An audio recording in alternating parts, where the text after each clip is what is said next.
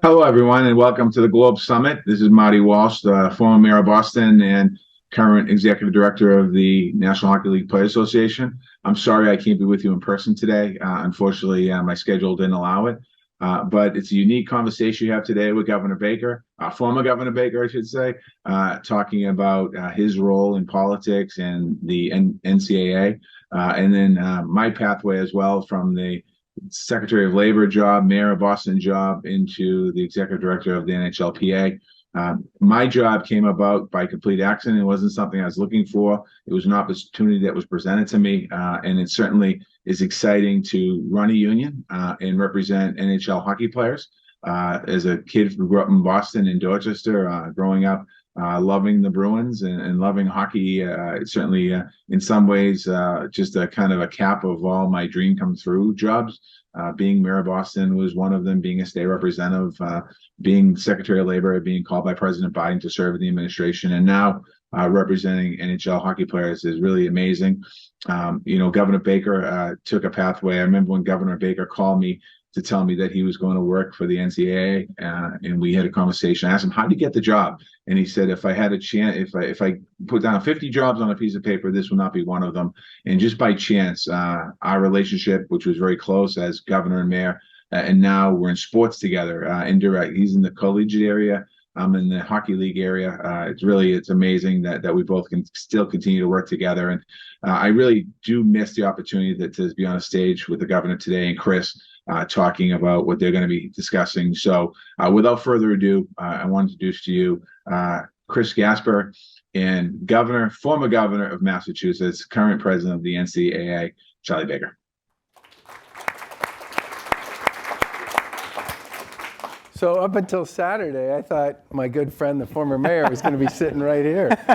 Well, thank you, former Mayor Walsh. We appreciate that. And welcome to Globe Summit, everyone. This is the Boston Globe's annual conference. We thank everybody who's joining us in person and virtually for this exciting series of discussions that takes the award-winning journalism of the Boston Globe beyond the page. I'm your host for this discussion, which is From Politics to Sports Leadership, a conversation with Charlie Baker. My name is Chris Gasper. I'm a Boston Globe sports columnist. This man obviously needs no introduction, but you know former Governor Charlie Baker. He now is the president of the National Collegiate Athletic Association. So we thank you all for joining us here for this discussion. I want to start here, Charlie. When you look at this time in college sports, it's a transformational time. You have a lot of sort of headwinds buffeting the college sports environment, whether it's conference realignment or name, image, and likeness compensation for players, the transfer portal. So why this job at this time? Well, you sort of hit the nail on the head with respect to the transformational nature of what's going on. I have, the former mayor is correct. This was not on my list of to-dos coming out of my time as governor. It kind of came out of left field. Actually, it came out of Fenway Park. It was our friend Sam Kennedy? Sam Kennedy, who was at the Boston Red Sox, who called me and said he'd been approached by the search committee, and when they described what they were looking for, he thought of me. But I think the main reason I was interested in this job was I played college sports. My brother played college sports. My wife, she's the best athlete in the family, played college sports. Two of our kids played college sports. We have tons of friends and colleagues, and our friends and colleagues have kids who played college sports. And it's an incredibly powerful learning community. I have often said that, people learn as much about life playing sports as they do almost anything else. It's where you learn how to get back up when you get knocked down. It's where you learn how to be a teammate. It's where you learn how to put your interests aside on behalf of the greater good you're seeking to achieve. It's where you learn how to lose with grace and how to win with dignity.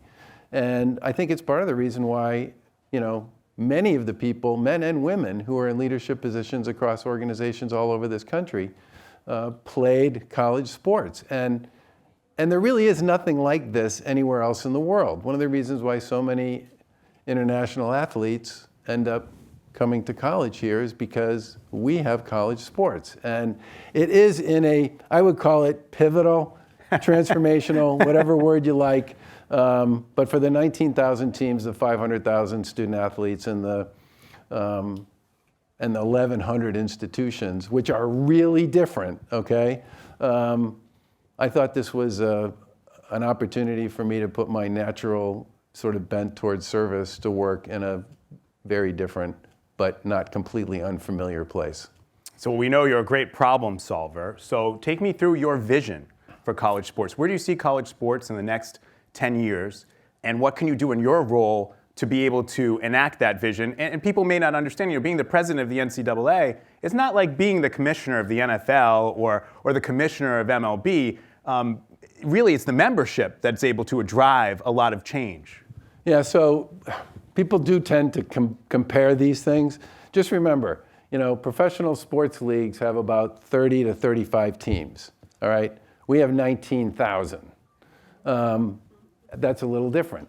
The operating model of professional sports is much more centralized for a whole bunch of reasons than the NCAA is. The NCAA is a membership institution. Those 1,100 institutions are members, and those members make policy. There are 180 committees. Sometimes I have trouble even saying that.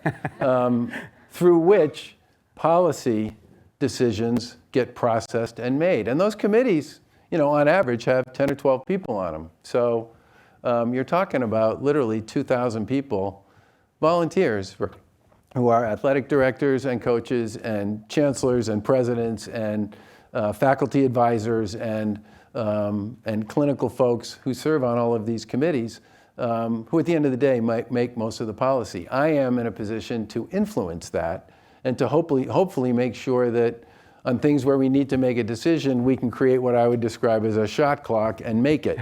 And one of the things I take some satisfaction in is shortly after I got the job, which was in March, we took a bunch of work that was done by the Transformation Committee around enhancing and improving support for student athletes in D1 and D2 and D3 and said, we need to make this real. And so starting in August of next year, the rules around access to mental health services for D1 athletes, the ability to hold on to a scholarship whether you play the sport or get hurt to complete your degree will be there for everybody in D1. You have 10 years to complete your degree if you can't get it done during the 4 years you have of athletic eligibility. And if you get hurt playing your sport and you're still in treatment at the end of your time as a student athlete, again, this starts next August, whether you're a D1 athlete, D2, or D3 athlete, you'll have access to 2 years worth of injury insurance to make sure that you get taken care of. And there's a whole bunch of other things that are going to come out of this as well. But, that becomes effective next August. And that will be a big deal. Yeah, those are all tremendous. And people might not know for the scholarship sports that, the way it works with the scholarship, it's not a 4-year guarantee. Scholarships have to get renewed every year. So what's happening here, what's being implemented, that is huge, obviously, for the student athletes. Speaking of student athletes and sort of what works for them and their well-being, we're seeing some radical conference realignment here. We see what has happened now in the Pac-12, which is basically down to 2 teams, or will be next year. That's a conference that has existed for 115 years and will basically dissolve or be in a radically different form next year. You have schools like Oregon and Washington on the West Coast. Now we'll move to the Big Ten, which is primarily Midwest-based. You have Stanford and Cal moving to the Atlantic Coast Conference. Again, I said Stanford and Cal. We all know where they are in the Bay Area, playing in the Atlantic Coast Conference. You got to have a little bit of imagination to appreciate. Yes, you do. Yeah. Yes, you do. So what can you do and what can the NCAA do when it comes to conference realignment to make sure that the well-being of the student athletes, some of these student athletes now who are going to spend more time away from campus, more time traveling, more time out of the classroom, are ultimately served by some of this conference realignment?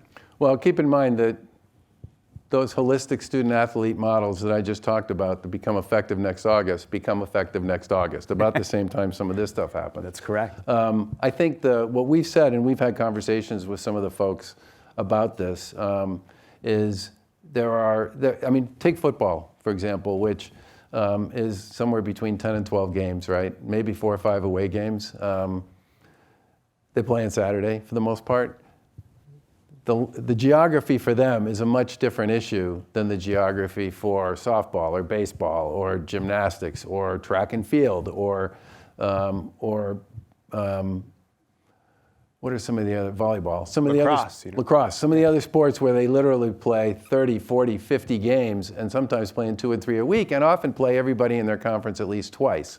That's one that we and they, the folks who are involved in putting these schedules together, need to think very creatively about. And there are a lot of things people can do in this space, some of which involve what I would describe as thinking differently about how you organize a calendar so that you have people playing maybe back to back, or, over a weekend. Sure. So they're only traveling once. Or you can do with golf and tennis and track and field. There are a bunch of sports where you can do multiple teams playing over a 3-day period, a Friday, Saturday, and Sunday, and have the individual performances over that time tracked and scored. But at the same time, you can also collect all the data on a team by team and a team against team basis, which one of the things that's got to happen here is we got to get creative about the travel schedules and make sure we deliver on all those other pieces of the holistic model.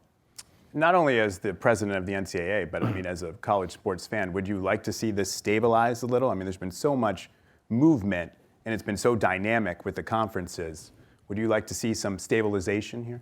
Yeah, I mean, we did a kind of state of the business review when I took the job, and we spent about 2 months just working on all the contextual issues from the outside as well as what we needed to do in our own shop to improve our performance and to align it with what was going on the outside. And one of the things that came up in that review, which was prescient, was this realignment stuff is unlikely to stop anytime soon. And there's a bunch of reasons for that. I mean, we should all remember here that everybody talks about the TV money as kind of the primary thing that drove a lot of this, and it was certainly a big part of the factor. But the other thing people should remember is the demography of the 18-year-old population in the US.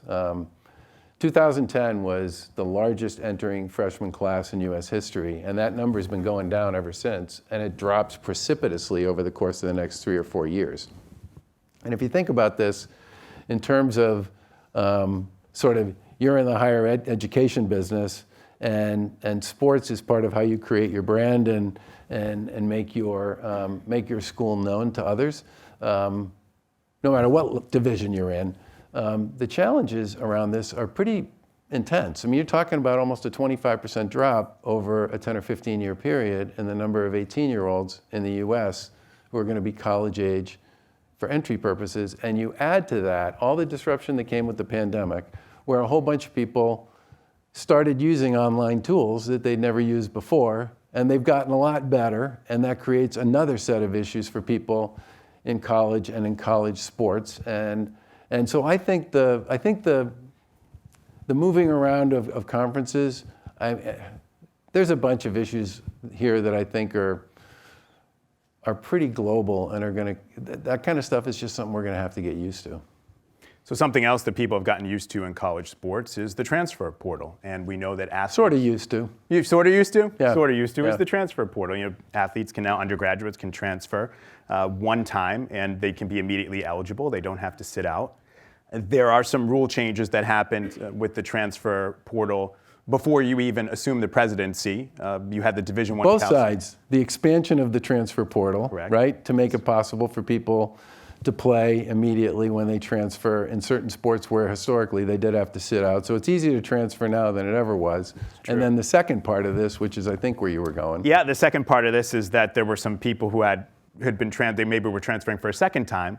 In the last couple of years, those waivers had been granted. They had been granted waivers for immediate eligibility as second-time transfers, but the membership wanted to tighten that up a little bit. There was an initial, I think something from the Division I board in August, and then on January 11th, again, that's before you assumed the presidency, on March 1st of the NCAA, they passed something here saying that basically undergraduate transfers who already transferred once must sit out when they transfer again, unless the transfer is due to, quote, the student athlete's physical or mental health and well-being or exigent circumstances. Those were defined as physical or sexual assault or discrimination based on a protected class. So this has been a little controversial. There's a cause célèbre, I think, with Tez Walker, North Carolina receiver. North Carolina feels like he should be eligible. He played at a college in North Carolina, did not play. He was at a college in North Carolina during the pandemic. Their season was canceled due to the pandemic. He transferred to Kent State. Now he's trying to transfer again to UNC. That waiver has been denied. Can you explain sort of why his waiver has been denied and how that follows NCAA policy at this point? So some of this happened obviously in terms of the structure before I got there, but Correct. obviously I've Yes. talked to a lot of people Yes. about it. And the first rule was to expand people's ability to play right away. Some of that was driven by the pandemic, okay? Yeah. You had all these kids, and you and I have talked about this. You had all these kids who had to make decisions about where to go to school without really having a chance to actually visit the school. Couldn't step on campus. You couldn't get there. And even in 21, in the fall of 21, if you could go, it was a very stilted visit. It wasn't like what you would normally have. So the likelihood the kids would choose a school that might not be the right fit for them because they never really got the chance to kick the tires that you would typically get was very real, which is one of the reasons why people expanded the eligibility standards with respect to accessing the transfer portal and being able to play right away on a first transfer. But people got very concerned about the amount of traffic that was happening around the second transfer, and in some cases, the third transfer. And there's no doubt that college sports has had a dramatic increase in its graduation rates over the course of the past 20 years. And people are very proud of that, and they should be. There's also a belief that if kids are bouncing from school to school to school, that will have an impact on their ability to keep up with their studies. A lot of their credits won't transfer. They'll have to re-earn the credits that they didn't get. And so people got concerned about this idea of kids moving around a lot. And so they said, you can transfer anywhere you want a second time or a third time, but you're going to have to wait a year, deal with the issues around your credits, your academic performance, work on your degree completion piece. You're not going to lose eligibility. You'll still have those whatever number of years of eligibility you have left. And the process they put in place has, a first time committee decision and then 2 more committee follow-ups. You can appeal it twice.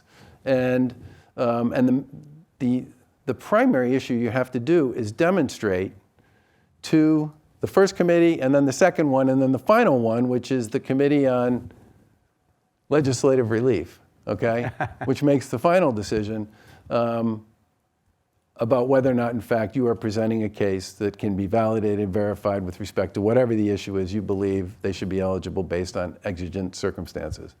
And, the committees made the decision in all 3 cases with respect to the Tez Walker case that the issue that was being raised couldn't be verified by the information that was being made available by the school. And look, I think these are incredibly tough and difficult decisions.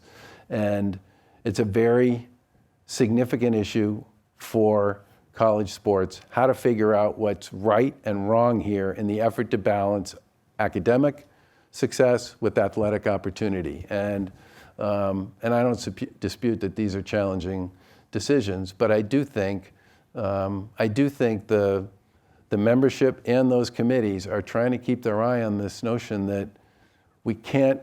I've had several people who've said to me since I took this job, and before I took it, dating back to December and January when it was first announced, that they do not want to see in this brave new world backsliding on graduation. Because remember, even in the biggest and most significantly viewed and watched collegiate programs, very small numbers of those student athletes are ever going to play professionally. So the degree completion piece is a really important element for them, just as it is for the folks who play in the D3 schools or the D1 schools that don't get much visibility, or the D2 schools. So I think one of the interesting arguments with the Tez Walker case is that these rules were codified January 11th. He transferred before that, enrolled in the school on January 9th. So some people see this as an ex post facto application of the rules. What would you say to them? As I understand it, and again, this was a committee decision. The committee that made the final decision that was part of the process. There were 3 or 4 committees that all had to sign off on this. The D1 board told the staff at the NCAA way before that to start acting as if that process and that program was in place. And that's why the applications that came through in the month of December, November, January, were all seeking waivers. Schools didn't file a traditional application here. They filed an application for a waiver, which would imply that they understood that the waiver was in fact a requirement, even though the final vote didn't take place until the 11th of January. Look, I have a lot of sympathy for the challenges and the difficulties associated with these issues. But I also think the membership here is trying to balance this whole issue, which is complicated, between athletic opportunity and the desire not to see any backsliding on graduation rates, because graduating, getting a degree, is ultimately going to be really important to the vast majority of the kids who are playing, even in the most visible and most watched sports. You left office here in Massachusetts as the most popular governor in recorded political history in Massachusetts. The NCAA. Could you just say that again? Yes, sure, yes. So yes. that I can share yes, it with my wife yes, and my kids? Yes. Yeah. You left office after 2 terms. I'm kidding. You don't. As the most popular. No, he deserves it, doesn't he? As the most popular governor in recorded history. The NCAA has not always enjoyed that same popularity that you have personally. Some people criticize the organization as being too bureaucratic or unfeeling. Mac Brown, the coach of UNC, who wants to coach this player we just talked about, said that he has lost all faith in the NCAA's ability to lead and govern our sport. How do you respond to that, and what has your reaction been to people's reaction to just, their visceral reaction to those 4 letters, NCAA? So I do think one of the reasons I did the State of the Business Review was because I wanted to get the contextual piece on everybody's radar, because you can't build a plan unless you understand what's going on outside, okay? And so once we got the contextual piece done, I did an all-staff for the people who work, the team that works in Indianapolis, and then I did the same presentation to all the leadership committees across all 3 divisions, so that everybody would have a chance to kick the tires on what I thought this business review had said are the key issues we're going to need to worry about and deal with going forward. And I got that. Then I met with all 97 conferences. Wow, 97. Okay? I wanted to do it in my first 100 days. I didn't quite get there. It took me about 5 months. But I met with all 197 conferences, took notes on what they thought the key issues were that we needed to be dealing with, and I kept forcing a conversation about what's around the corner, what's coming. And so, the graying of the officiating community. Not something anybody talks about, but the average age of the average official in college sports is 55. And there's not a lot behind them. Now, that has to do with behavior and attitude. That's the primary reason people leave officiating. It's not over the money or the travel or some of the other things. It's about the abuse they take from fans, parents, and coaches. Now, the abuse issue, Deion Sanders this past couple days ago got asked about the hit on one of his players. Travis Hunter was hit by a Colorado State player, knocking him out for a couple of And weeks. that Colorado State player's family and he have received death threats from all over the place. And Deion Sanders said, look, that is ridiculous. He said, the kid was a football player. He made a mistake. I wish he hadn't done it. He made a mistake. But we should not be threatening the life of him or his family over this. And some poor man at a Patriots game apparently over the weekend got into a back and forth with somebody in the stand. The video of it is grainy but horrific, and he died. And my social media stuff, in politics, it was rough, okay? I'm a grown-up, whatever. It's way worse.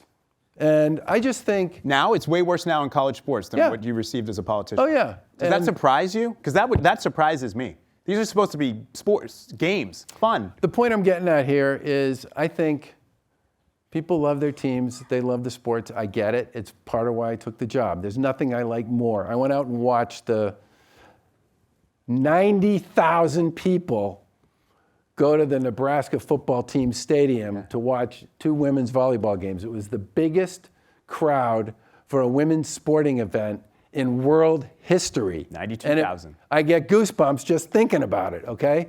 I love that, okay? But,